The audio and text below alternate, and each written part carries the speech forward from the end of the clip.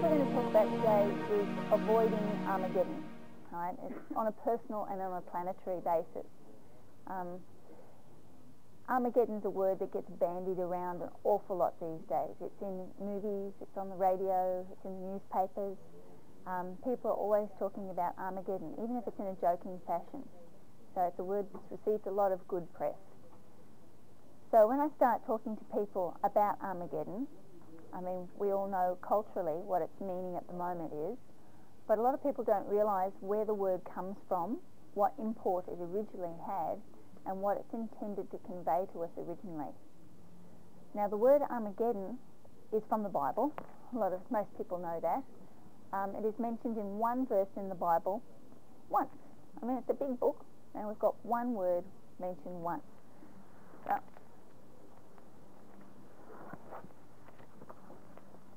So, it's in Revelations chapter 16 and verse 16, right? And it says, "And they will gather them together to the place that is in Hebrew called Armageddon." No real big, terrible thing attached to that, really, is there? And they will gather them together to the place that is in Hebrew called Armageddon.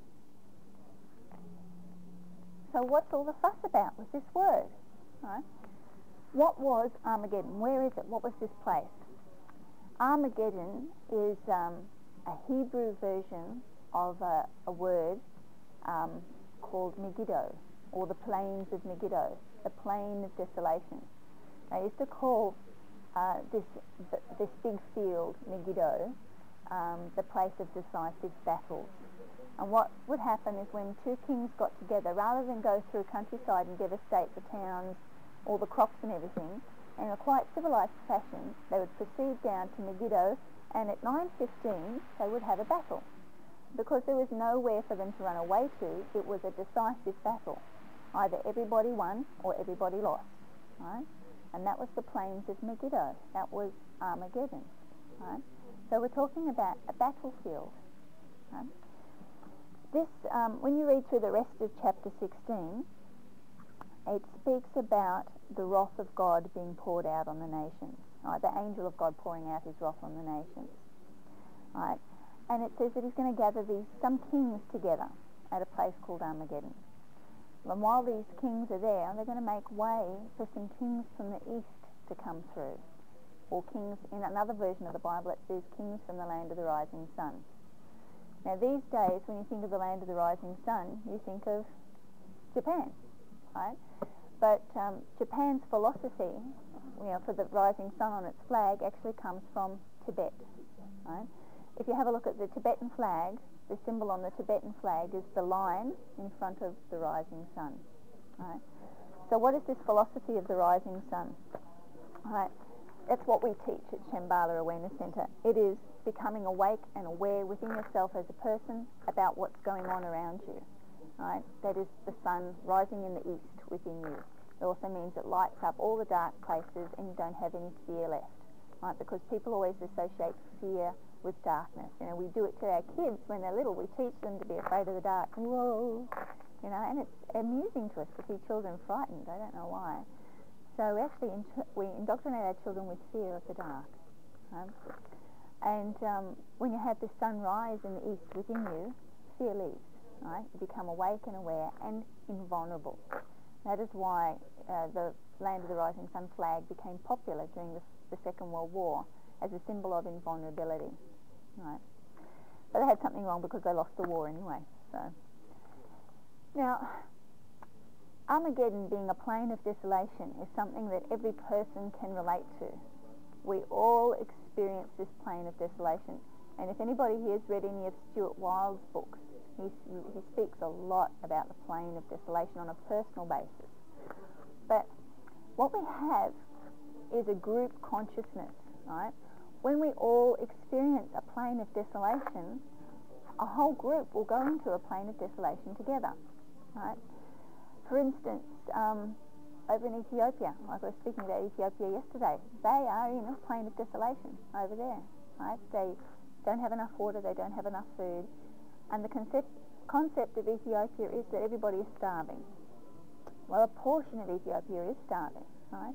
There is a portion of Ethiopia where there isn't enough food, right? But as I mentioned yesterday in my lecture, Ethiopia exports navy beans, baked beans, to the rest of the world in surplus. They are everywhere, right? But the reason why it's exported rather than fed to their people is they are paying off their national debt, which has been manufactured by other nations around them. So Ethiopia is a group consciousness of this plane of desolation. But then we go out and have a look at the world, and we have a look at the world situation with all of this heaving, massive, manufactured international debt. You know, America is a couple of $1 trillion in debt. You know, a couple of years' time, Bill Gates might be able to pay it off for them. He'll become King of the United States. I don't think they'll let him do that. But every nation you have a look at has this debt that's been manufactured, and it's not been manufactured on anything but on paper. You know, they have lent out money that doesn't exist, and they charge interest on it. And all of a sudden, we have, from a few years ago, Australia supposedly, and quite probably well and truly did, clear its national debt. And now we're $36 billion, or is it $360 billion? Something like $360 billion in debt again in Australia. Our nations collectively are on this plane of desolation. It's a feeling that we have, you know, that, oh my God, something is about to happen to us.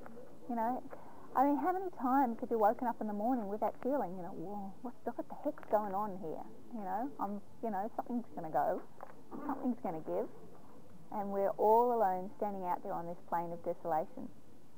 Right. If we're going to head off Armageddon, we have to change the Armageddon that is happening within ourselves. And it happens no matter whether we're rich, we're poor, we're ugly, we're pretty, you know, we've got a dog, we haven't got a dog, we like cats. It happens to everybody. We go through this plane of desolation. A lot of different religious traditions speak about this, especially the shamanistic traditions, because it is a thing that you have to go through before you become spiritually aware and awake.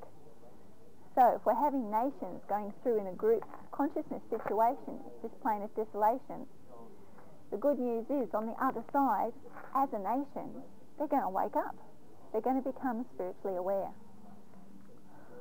Now, Armageddon is also applied to a lot of other catastrophe prophecies, like Nostradamus, and there's Hopi Indian prophecies about catastrophes.